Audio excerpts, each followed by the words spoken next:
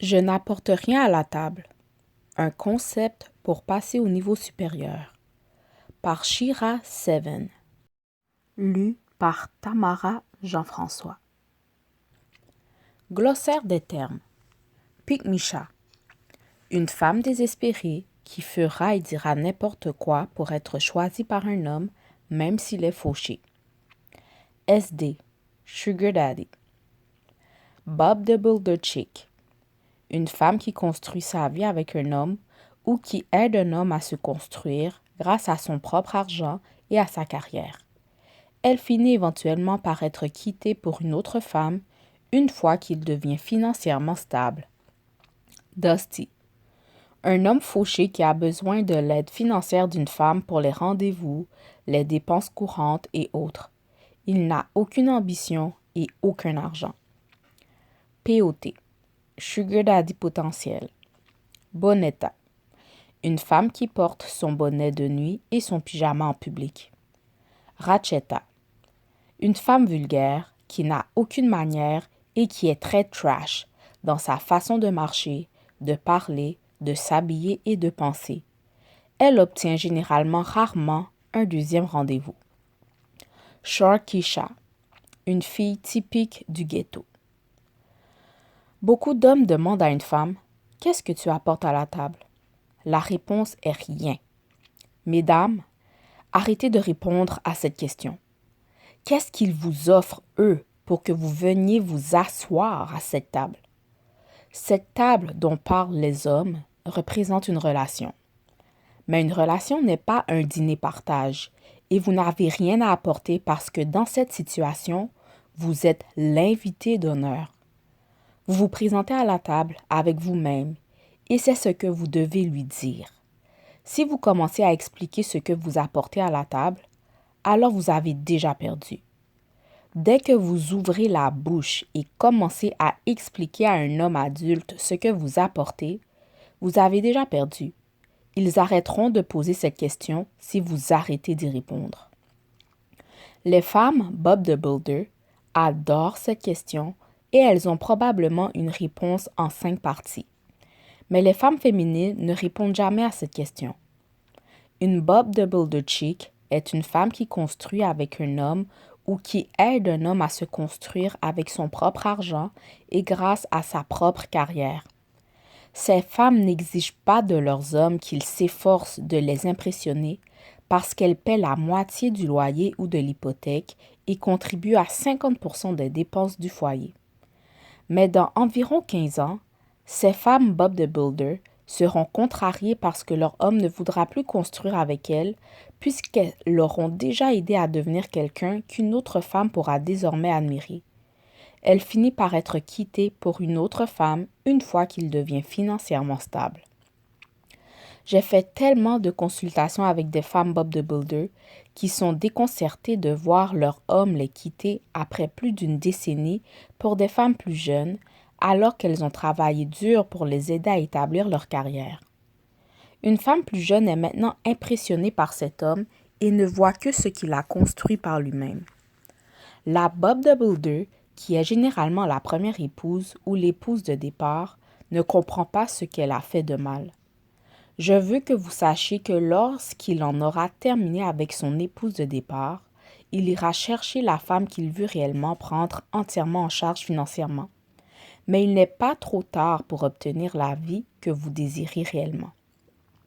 Si vous êtes une Bob the Builder chick et que vous voulez tester votre homme pour voir s'il correspond à ce type d'homme, donnez-lui 75% des factures à payer. De cette façon, il n'aura pas les moyens de se permettre une maîtresse ou une femme plus jeune.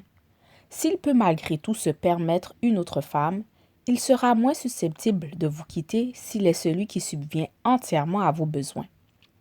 Si vous fréquentez un homme marié qui refuse de quitter sa femme, c'est parce qu'elle dépend généralement de lui financièrement.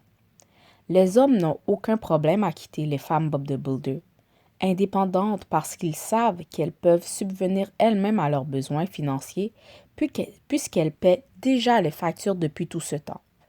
Les hommes peuvent quitter ces femmes parce qu'elles n'ont pas besoin d'eux. Aider un homme à se construire est une belle chose, Mais si vous le faites, vous êtes un membre de l'équipe ou une partenaire, et non une épouse. Généralement, c'est la deuxième épouse qui devient véritablement l'épouse. La première épouse est généralement la partenaire. La Bob de Builder croit qu'elle est puissante en raison de ce qu'elle peut apporter à la table. Si elle est si puissante qu'elle amène son mari à payer toutes les factures. Ça, c'est du pouvoir. N'importe quelle femme peut trouver un emploi, se vanter de travailler, de payer les factures et de soutenir son homme tout en étant incapable de lui faire payer toutes les factures n'est pas une démonstration d'intelligence ni de pouvoir. Il n'y a pas de quoi se vanter. Pourquoi? S'il vous aimait à ce point, il ne vous demanderait pas de payer quoi que ce soit. Pouvoir dire que votre homme subvient financièrement à tous vos besoins et que vous pouvez garder tout votre argent, voilà quelque chose dont vous pouvez vous vanter. Être la deuxième épouse signifie que vous obtenez un homme qui a déjà été formé à être un mari. Tous les avantages, aucune des dettes et pas besoin de vous salir les mains. Vous pouvez être entièrement prise en charge. Je ne dis pas de dépendre d'un homme. Je dis soyez intelligente. Vous pouvez accumuler d'importantes économies si votre homme subvient à vos besoins. Vous pouvez également avoir une entreprise en ligne et économiser votre argent. Je constate que les hommes qui sont avec des builders sont toujours prêts à quitter leur mariage entre 45 et 55 ans parce que selon eux, leur femme est devenue trop vieille et qu'ils veulent une jeune femme qui leur donnera l'impression d'être à nouveau jeunes, puisqu'eux-mêmes estiment ne pas en avoir fini avec la vie. Ils sont encore intéressés à avoir des rapports sexuels régulièrement. Ils veulent conduire une belle voiture et s'amuser à nouveau. Mais vous êtes prête à vous asseoir et à regarder Netflix et Lifetime parce que vous avez 45 ans et pensez que votre vie est désormais assurée. Mais ce n'est pas le cas. Il existe également beaucoup d'hommes qui adhèrent à l'idée d'utiliser une femme comme plan financier. Ils utilisent les femmes pour économiser, améliorer leur code de crédit, rembourser leurs prêts étudiants, se constituer un patrimoine, obtenir une belle voiture et établir leur carrière. Ils se trouvent une gentille colocataire qui gagne autant ou davantage qu'eux. Pendant tout ce temps, elles pensent qu'ils construisent ensemble un avenir et se préparent à vieillir ensemble. La vérité, c'est que vous vous préparez à vieillir toute seule pendant que lui s'en va vivre sa crise de la quarantaine avec une femme de 25 ans. Ne soyez pas une Bob de Builder. En fait, gardez votre emploi si c'est ce qui vous donne un sentiment de pouvoir. Économisez votre argent, mais demandez-lui de payer toutes les factures. Ainsi, s'il décide un jour de partir, vous aurez d'importantes économies et pourrez partir faire exactement ce qu'il prévoit de faire. Si vous voulez construire, faites-le par vous-même. Je préférerais être une femme célibataire et indépendante plutôt qu'une Bob de Builder chic. N'importe quel jour. Pourquoi? Parce que je ne serai ni trahie, ni abandonnée, ni laissée avec des dettes. Dès le début, faites-lui savoir que vous n'apportez rien à la table. Et il comprendra que vous lui dites que vous ne ferez rien pour lui. Si vous êtes déjà une Bob de Builder, déposez vos briques, vos marteaux et vos haches. Enlevez votre casque de chantier. Allez vous faire une manicure et une pédicure. Asseyez-vous sur le canapé et dites-lui que vous en avez terminé. Vous avez le pouvoir de dire que vous avez fini de travailler. Je n'ai jamais entendu un homme qui a des moyens demander à une femme ce qu'elle apporte à la table. Ils sont trop occupés à essayer de l'impressionner et à faire des choses pour elle plutôt qu'à se préoccuper de ce qu'elle apporte à la relation. Sortir avec quelqu'un n'est pas une situation dans laquelle vous êtes en train de construire une affaire. Ce n'est pas un scénario Bob de Builder et vous n'apportez ni outils ni extra pour lui. Cette question est un code masculin pour « Qu'est-ce que tu peux faire pour moi ?» La raison pour laquelle les femmes ne devraient rien faire, c'est que plus vous en faites, plus il s'attendra à ce que vous en fassiez. Cela émascule en réalité les vrais hommes si vous apportez quelque chose à la table. Un homme devrait se sentir moins important s'il doit demander à une femme ce qu'elle apporte à une relation. Il devrait déjà apporter suffisamment pour lui-même, pour elle et même davantage. Si c'est une question qu'un homme ressent le besoin de poser, alors il ne devrait pas fréquenter de femmes. Qu'il se lève et quitte la table parce qu'il n'est pas prêt à sortir avec quelqu'un. S'il essaie d'établir le budget de son mode de vie en demandant à une femme qu'il désire fréquenter, impressionner et courtiser ce qu'elle apporte à la table, il ne dispose pas d'un budget suffisant pour son propre style de vie et il n'est pas prêt à fréquenter quelqu'un. Il doit retourner économiser davantage jusqu'à ce qu'il puisse correctement prendre soin d'une femme. Beaucoup d'hommes ne sont pas prêts à fréquenter quelqu'un. Ils sont peut-être adultes, mais leurs poches ne le sont pas. Certains hommes ont une actus bien rodée. Lorsqu'ils essaient de donner l'impression que si vous ne venez pas avec des extras, alors vous êtes moins qu'une femme. Mais c'est exactement l'inverse. Vous êtes en réalité davantage une femme féminine si vous n'offrez à un homme adulte aucune forme d'aide ou d'assistance. Il est davantage un homme s'il subvient à vos besoins. Peut-être que leur psychologie ne fonctionne que sur les femmes masculines parce qu'une femme féminine ne répondra pas à cette question et la considérera comme ridicule. Un homme qui vous demande d'être une Bob de Builder vous demandera de l'aider à verser une mise de fonds sur un achat important et de co-signer quelque chose qu'il ne peut pas faire approuver entièrement par lui-même. Il vous demandera de mettre votre crédit et votre argent en jeu. Si l'un de ces signaux d'alarme apparaît, dites non. Mentez au sujet de votre crédit s'il le faut. À notre époque, une femme devrait-elle payer la moitié dans une relation? Logiquement parlant, si je paie la moitié, alors quelqu'un d'autre peut obtenir l'autre moitié de moi. Je ne serai pas la femme exclusive d'un homme qui me demande de l'argent. Je serai dans une relation ouverte et la moitié que je paie proviendrait probablement de l'argent de quelqu'un d'autre, pas du mien. Si un homme veut que vous fassiez moitié-moitié avec lui financièrement, vous feriez mieux d'être autorisé à fréquenter d'autres hommes. Beaucoup de femmes sont coincées dans ce genre de situation avec des dusties.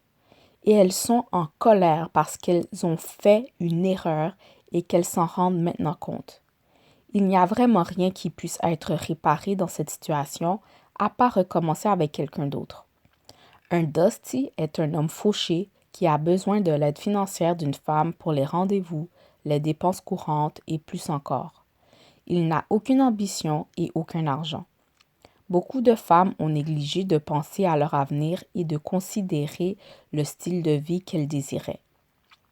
Elles ont laissé des émotions temporaires comme l'engouement amoureux les conduire vers un style de vie dont elles ne veulent désormais plus. Les femmes doivent fréquenter plusieurs hommes. Si votre homme ne peut pas prendre en charge 100% de vos factures, alors vous en avez besoin d'un autre. Il ne suffit pas. Question. Et si un homme n'a pas beaucoup d'argent, mais qu'il essaie vraiment de vous donner tout ce qu'il peut avec son salaire, même s'il n'est pas riche? Réponse.